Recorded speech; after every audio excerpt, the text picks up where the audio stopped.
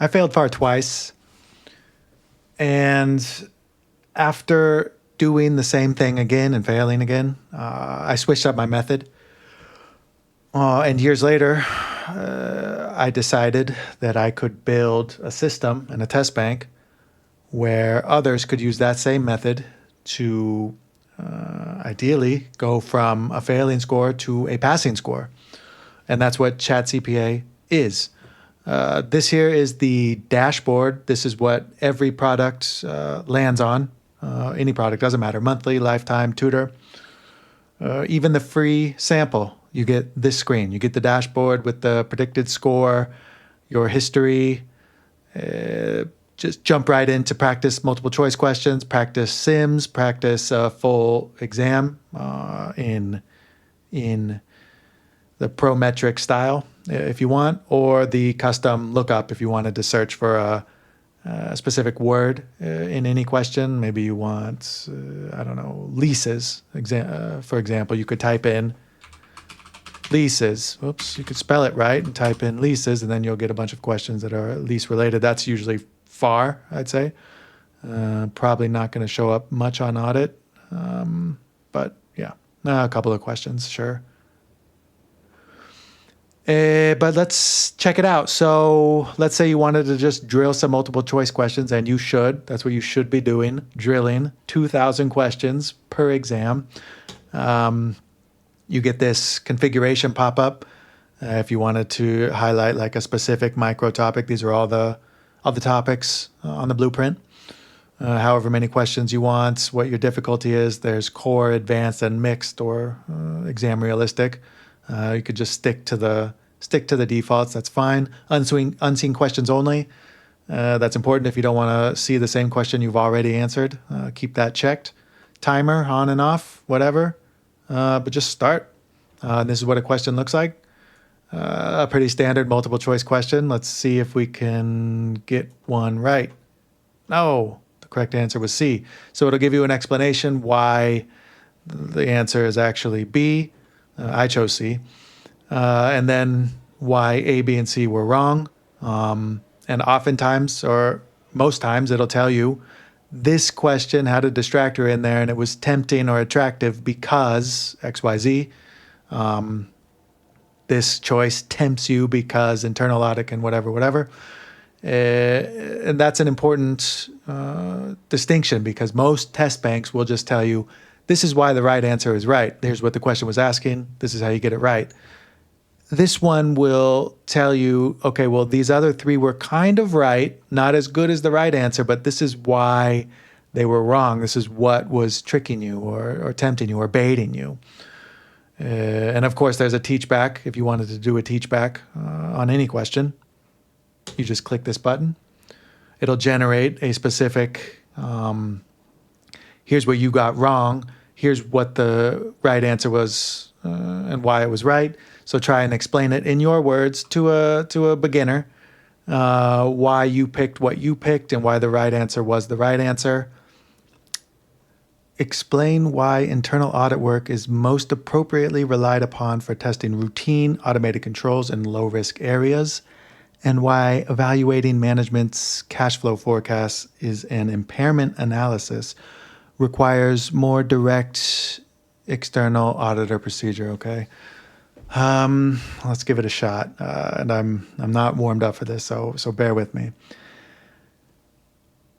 Yes, allow microphone. Internal audit can test routine automated controls. That's procedure. The evidence is objective.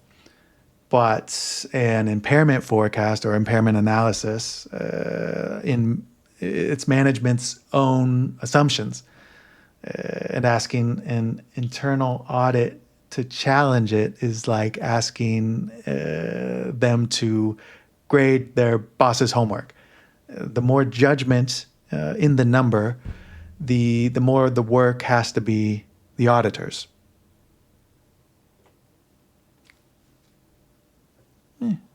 Let's see, 60, not bad. I'd say that's medium. It'll give you what the gaps were in that explanation, like I didn't explain why low-risk areas are suitable for internal audit reliance. Okay, that's fair.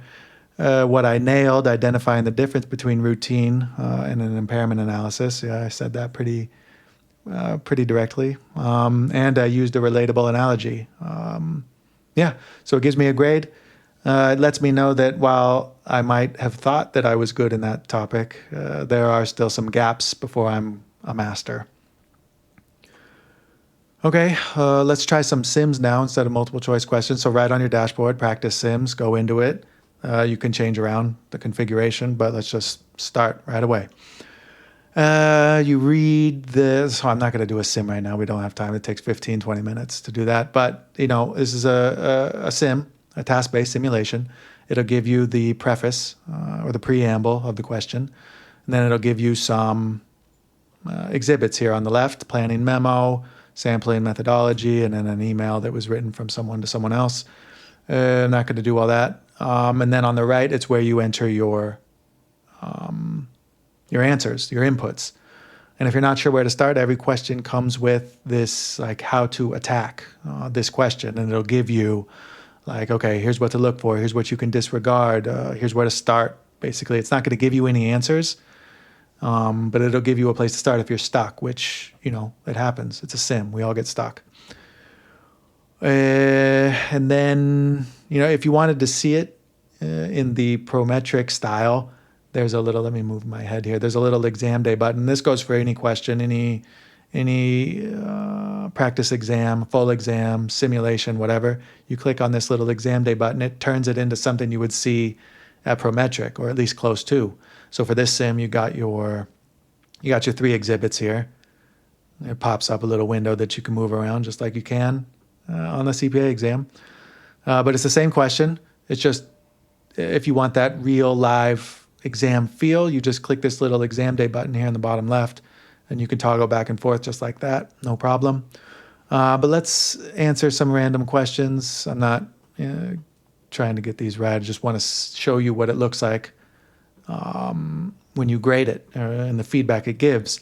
So it'll give you, just like multiple choice questions, why that was wrong and why the right answer was right. And it'll do that for all of them. Okay, I got that right by chance, but whatever.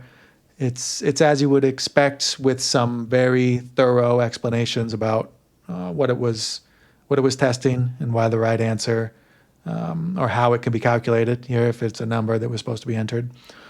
And then it'll give you a where you stand. So it'll group all the inputs into like these ideas. It's not just all one idea. There were 2 questions on deviation counting, for example. This one had a bunch of different ideas, okay? But a lot of times it'll be, okay, 4 of them were deviation, 3 of them were attribute sampling, something like that. So it'll give you a snapshot of kind of where your weakness was, or what you missed, like as a group rather than an individual input. And then it'll give you the how to attack, but more importantly, it'll give you what this specific sim was baiting. It's like, okay, it was both a 10 and a 5% upper deviation limit table being supplied. Maybe you didn't need both of those. So it was kind of giving you distractor information. It'll go into that level of detail for every single sim. Every one of them. Give it a shot. Try it. You'll see. Okay, so back to the dashboard. Then you can do a full exam if you wanted, with the exact structure of the CPA exam. For audit, it's 39 multiple choice questions in the first testlet, 39 in the second. Then it'll go on to the sims, 2 for the third testlet, 3 for the fourth testlet, 2 for the fifth testlet. And you can configure this how you want. So let's just keep it exam realistic, and then you start, and then it'll look like exactly what you would expect. You can toggle in and out of exam day, just like that. If you wanted to get the Prometric feel, here you go. Submit the testlet, then you get these windows between testlets while the timer still runs. I think there's a break that you actually don't have the timer running between the second and third testlet. I can't remember. Let's try it. Between the third and fourth testlet, maybe. Yeah, you get a break, and it's not actually eating your clock. You get the 15 minutes. Okay, so back to the dashboard. If you wanted to check on your progress, there's a progress page, a tracker for that. It'll give you all the information, but specifically it'll give you your topic mastery. So every blueprint topic and what you've mastered. Each topic will have these 5 areas where you need to be proficient at before it'll consider you a master. It's, have you done 20 questions? That's drilling.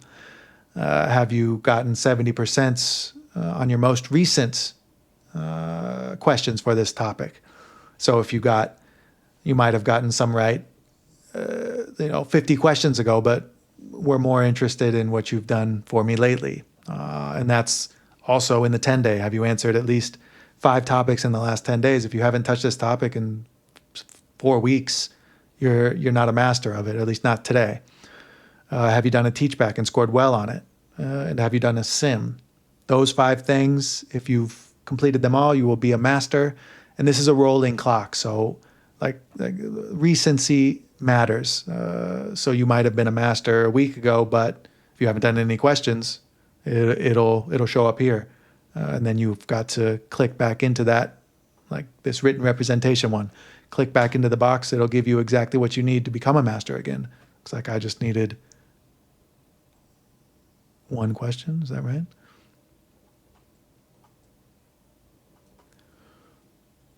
How many have I done in the last 5? Yeah, so I don't know how many I've done, but yeah. Yeah, and then you've got a study planner here available to everyone where you can edit, like when your date is maybe rescheduled, and this now becomes October 2nd. Sure.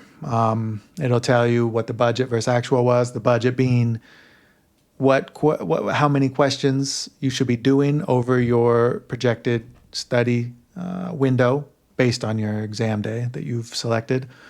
Right now I'm 24 days ahead. That's because I've done almost 800 questions and I've still got till October 2nd, which is like 6 weeks out.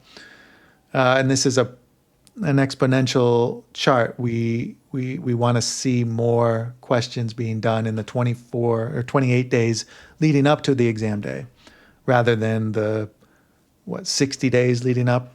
So it'll slowly progress you as you get closer to exam day. If I were to change this to something more recent, let's say 2 weeks from now, which is about August 31, now I'm behind schedule, 8 days behind. So I got to pick up my pace. But you don't just change exam day. This is just to show you. It'll alert you if you're behind schedule according to what we feel is the most appropriate schedule for you on your exam day. Yeah, so that's it. Like I said, this is available to any product, monthly, lifetime, tutor, even the free product. It'll have less questions, fewer questions, but it'll still have all the features. The drilling, the plan, the tracker, the mastery, all of it. So go drill some questions right now. ChatCPA.io.